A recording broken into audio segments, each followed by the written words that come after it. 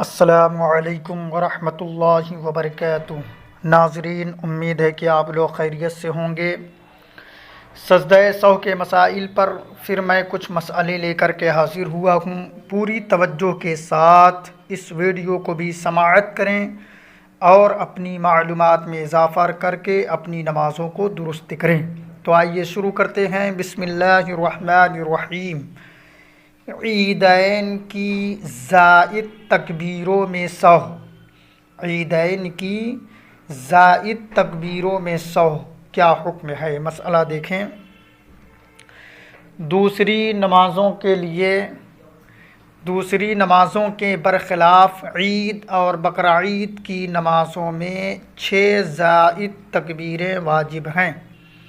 اگر ان میں سے بعض یا کل چھوٹ گئیں تو واجب چھوٹ جائے گا۔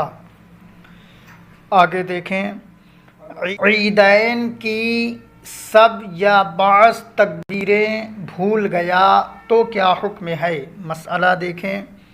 عیدین کی سب واجب تکبیریں یا بعض بھول گیا تو سجدہ سہو واجب ہے۔ تکبیر عیدین 6 سے زائد یا غیر محل میں کہیں تو کیا حکم ہے؟ مسئلہ دیکھیں۔ اگر عیدین کی نماز میں امام نے 6 تکبیروں سے زیادہ کہہ ڈالیں یا غیر محل میں کہیں تو سجدہ سہو واجب ہے۔ عیدین کی زائد تکبیریں چھوڑ کر امام رکوع میں چلا گیا تو کیا حکم ہے؟ مسئلہ دیکھیں۔ امام عیدین کی نماز میں زائد تکبیریں بھول گیا اور رکوع میں چلا گیا تو یاد آتے ہی لوٹے اور کھڑا ہو کر تکبیریں کہے اور پھر رکوع اور سجدہ کرے، نماز ہو جائے گی، مگر اس صورت میں سجدہ سہو واجب ہوگا۔ آگے دیکھیں۔ امام عیدین میں دوسری رکعت کی تکبیر رکوع بھول گیا تو کیا حکم ہے؟ مسئلہ دیکھیں۔ اگر امام عیدین کی نماز میں دوسری رکعت میں رکوع میں جاتے ہوئے تکبیر کہنا بھول گیا تو سجدہ سہو واجب ہے اور رکعت کی تکبیر بھولا تو نہیں۔ آگے دیکھیں۔ تنبیہ۔ جمعہ و عیدین کی نماز میں سہو ہوا اور ہجوم زیادہ ہے تو بہتر یہ ہے کہ سجدہ سہو نہ کرے۔ آگے دیکھیں۔ صلاۃ التسبیح کی فضیلت۔ اس نماز کو صلاۃ التسبیح اس لیے کہتے ہیں کہ اس میں ہر رکعت میں 75 بار تسبیح پڑھی جاتی ہے۔ اس نماز میں بے انتہا ثواب ہے۔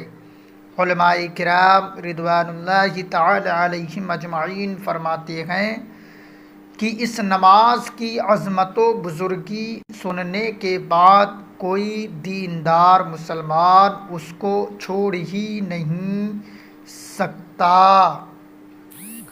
اگر کوئی اس کو نہیں پڑھتا تو وہ دین کے معاملے میں بہت سستی اور کاہلی کرنے والا ہوگا۔ حدیث شریف دیکھیں۔ حدیث شریف میں ہے کہ حضور اکرم سید عالم صلی اللہ علیہ وسلم نے اپنے چچا حضرت عباس رضی اللہ تعالی عنہ سے ایک روز ارشاد فرمایا کہ اے چچا، کیا میں آپ کو کچھ عطا نہ کروں؟ کیا میں آپ کو بخشش نہ کروں؟ کیا میں آپ کو کچھ نہ دوں؟ کیا آپ کے ساتھ احسان نہ کروں؟ اس کے بعد فرمایا کہ 10 خصلتیں ایسی ہیں کہ جب آپ ان کو کریں تو اللہ تعالی آپ کے اگلے پچھلے چھوٹے بڑے نئے پرانے پوشیدہ ظاہر سب گناہ بخش دے گا، بھول کر کیا ہو یا جان بوجھ کر کیا ہو۔ اس ارشاد کے بعد حضور اکرم صلی اللہ علیہ وسلم نے صلاۃ التسبیح پڑھنے کا طریقہ بیان فرمایا۔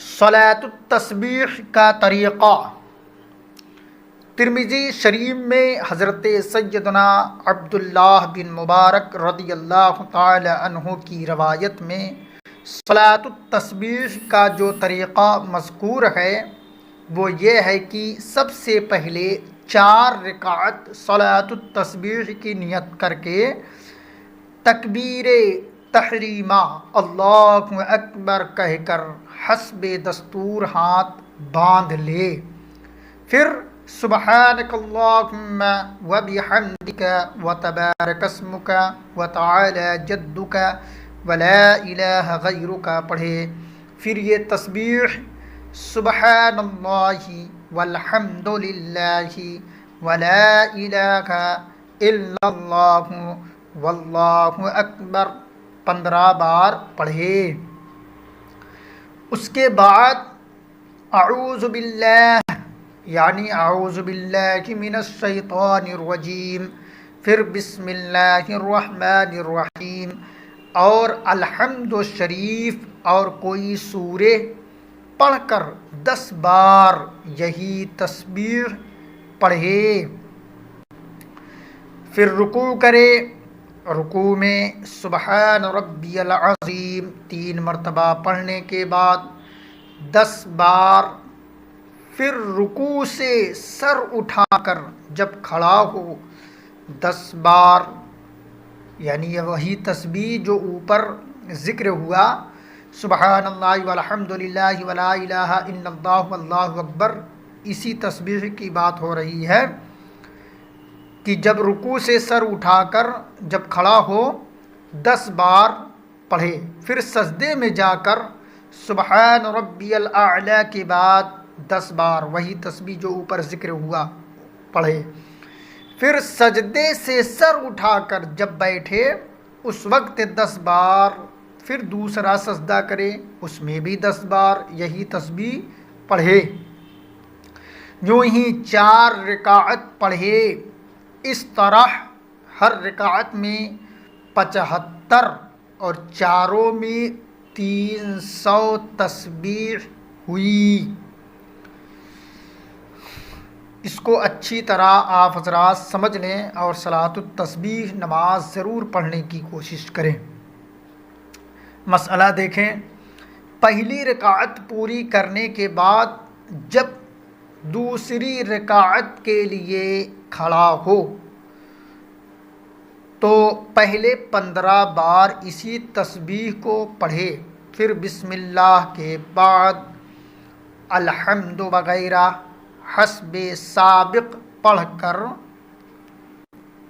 دوسری رکعت پوری کر کے قاعدہ اولا کرے۔ قاعدہ اولا میں التحیات اور درود شریف وغیرہ پڑھے اور سلام پھیرے۔ قاعدہ اولا کی بات ہو رہی ہے، قاعدہ اولا میں التحیات اور درود شریف وغیرہ پڑھے اور سلام پھیرے بغیر تیسری رکعت کے لیے کھڑا ہو جائے۔